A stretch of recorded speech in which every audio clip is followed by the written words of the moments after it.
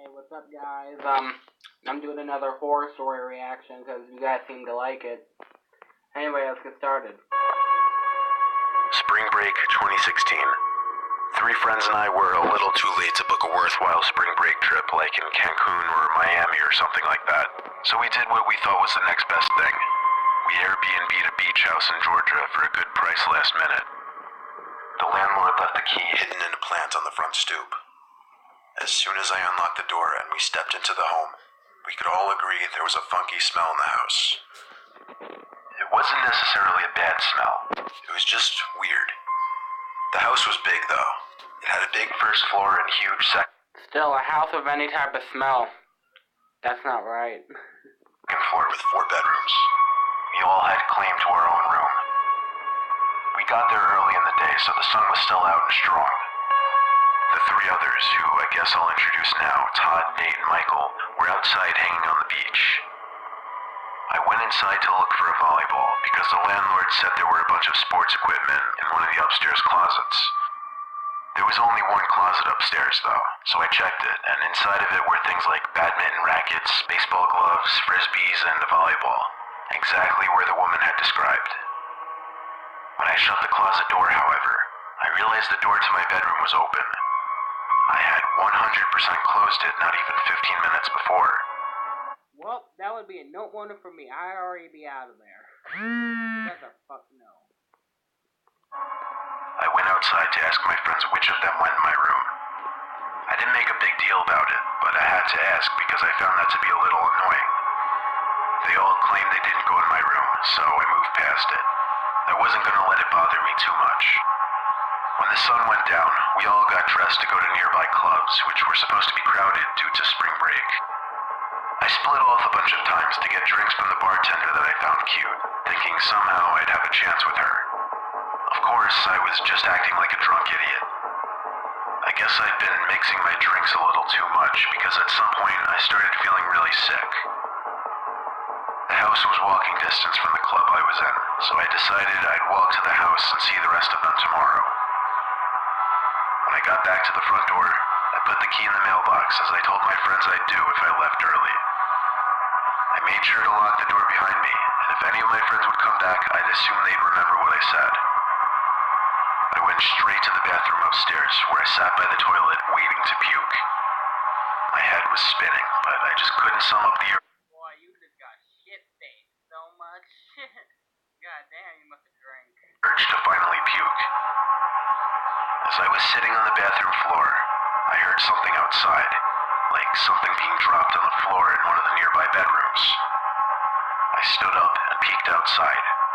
I stepped into the center hallway and noticed that the door to the room that Todd had claimed was cracked open. There was a small nightlight on in there, and as I walked closer to the door, I noticed someone sitting on the bed. They were just sitting on the edge of the bed facing a wall. Alright, I don't know what you're thinking, but I would have been out of there by now. Like, if I see someone sitting on the edge of the bed I don't know, I'm not staying in that house. I mean, fuck you mean. Have common sense. Was it Todd? I honestly couldn't tell at that point. I was only peeking through a tiny crack in the door. It really didn't look like Todd, though. And how would he have gotten in before me without the key? In a split second, my heart started racing twice as fast as I was looking at someone who I started to believe wasn't Todd. I started backing away slowly, and of course, there was the slightest crack in the wood floor. The person sitting on the bed clicked their head to the left to face the door, and even through that tiny crack, I felt as if he was looking at me. It wasn't Todd. It was some random man who looked to be about 40. I ran to the bathroom and locked the door, not trying to be quiet anymore. I tried calling my friend Todd, and as it was ringing, I saw the doorknob to the bathroom door pressed down slightly. The man on the other end was trying to open the door, but of course I locked it. I heard footsteps walking away until they faded away completely. Todd didn't pick up the phone, so I called the landlord. She didn't pick up either, so I finally called 911. I asked them to send a police officer because there was someone who wasn't supposed to be in the house. A police car came to the house within a few minutes, and I ran to the front door to answer it, asking the officer to look around the house with me. It wasn't a huge house overall. The first floor was a quick search, under the couches, in the closets, in the cabinets. Then we went upstairs, checking all the bedrooms, under the beds, and those closets. It seemed clear. He made me fill out some report form, and he was on his way. I still locked myself in the bathroom until my friends rang the bell. With all of them back, I finally felt safe, and when I told them what happened, they were all in shock. The next day, I called the landlord and told her, and she sounded very distraught after I described the man. She sounded confident that her crazy I would want all of my fucking money back, and then some. Like, fuck you, bitch. Boyfriend had somehow broken into the house, and was expecting to find her there. It turned out the room Todd had claimed used to be the bedroom she and her ex would share. She offered to refund me and let us go home if we didn't feel safe. Surprisingly, we agreed to stay the full week, though, and actually nothing happened for the rest You're idiot. of the week. I feel like maybe the man figured that she had moved out. I do wonder how things would have played out if she was home.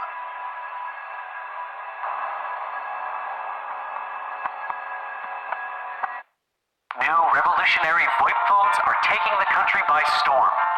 What is it exactly?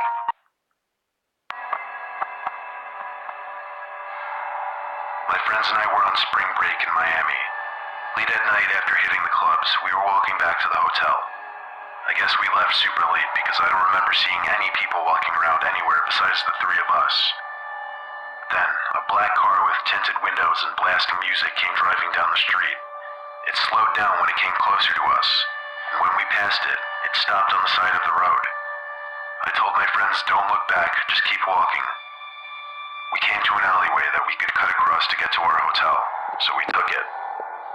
As the three of us were halfway down the alleyway, we literally saw... Alright, you see a car following you, but you decide to take an alley. Even if it is a shortcut, like, that's just... Like, come on, really? Really?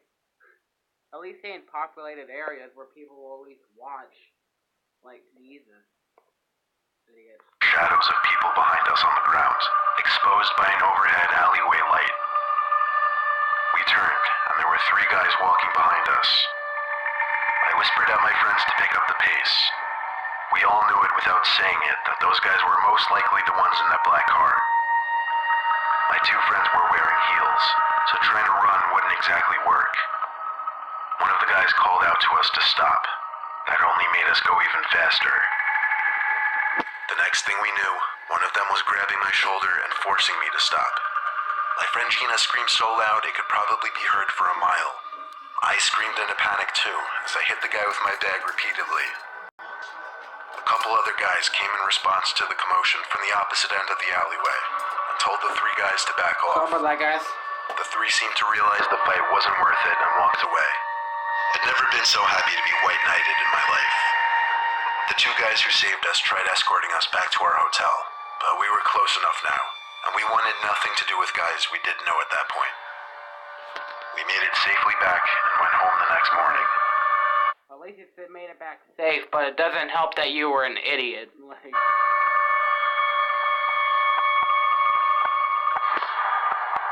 I can hear one more. For spring break, I went somewhere most college students don't go for that oh-so-coveted week of the year. I went snowboarding in Colorado.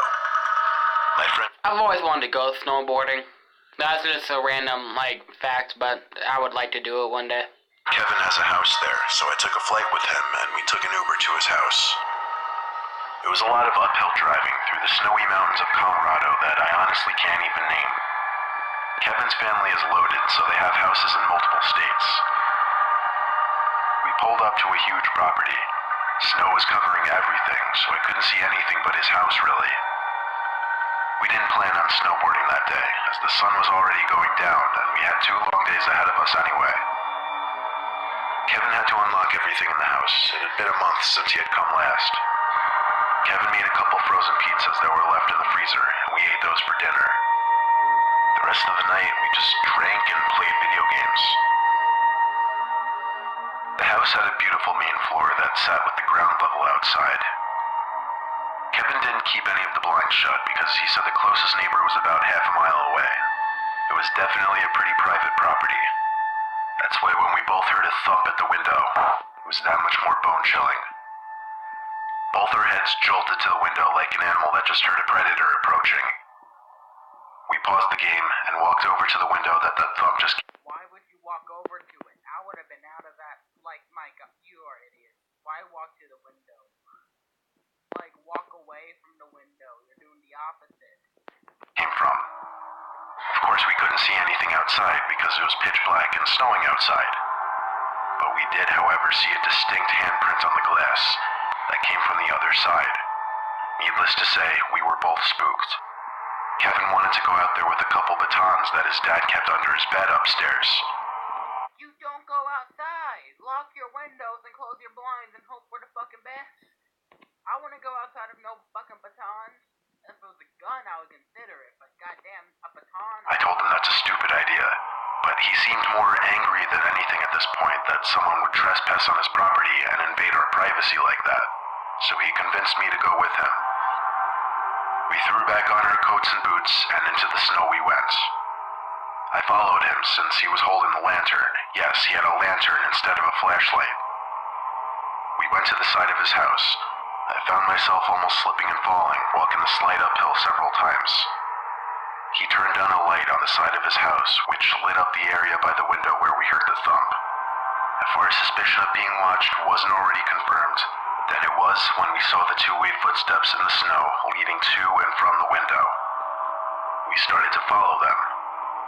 They led into a small patch of woods, and we continued to follow. At this point, I asked Kevin if Don't follow. Turn back. You guys are stupid. we should just forget about it. He didn't even Yes, listen to it, please. answer me, so I knew to shut up. The footsteps left the small patch of woods and entered a clearing. Kevin stopped me and muttered, "What the fuck is that?" In the very near distance, there appeared to be these identical objects spaced out evenly.